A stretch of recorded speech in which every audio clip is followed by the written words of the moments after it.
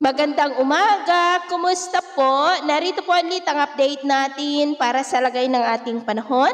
Ngayong umaga po ng April 6, 2025. Sa ngayon po, gaya ng inyong napapansin, ay unti-unti na po na nawawala ang northeasterly surface wind flow, ngunit dumadaloy pa rin sa ilang bahagi po ng extreme northern Luzon. Easterlies na o mainit na hangin mula sa Pacific Ocean o dyan sa silangan ang dominanteng hangin na umiihip ngayon dito sa ating bansa, lalo na sa silangan ng Luzon at Visayas.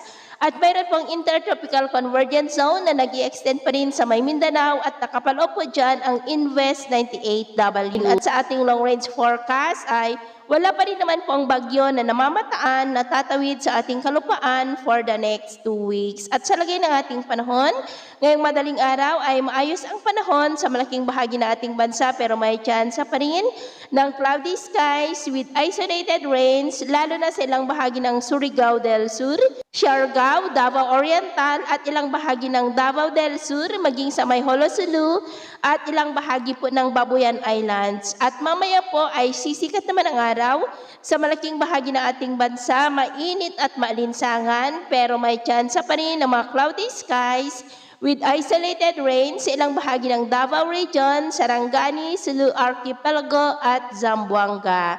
At mamayang hapon, may banta pa rin ng malalakas na ulan sa malaking bahagi ng Mindanao, ilang bahagi ng Palawan, habang may tsansa rin ng cloudy skies with isolated light rains sa ilang bahagi po ng ating bansa. Kaya kung lalabas tayo sa ating mga tahanan, ugaliin lamang po natin lagi ang magdala ng kahit na anong panangga natin sa init ng araw at proteksyon na rin po sa mga biglaang buhos ng ulan. At sa atin naman pong mga baybayin, wala po tayong nakataas na namang gale warning signals, pero iba yung pag-iingat lamang po kung papalaot tayo para po mas makaiwas sa mga sakunang pangkaragatan.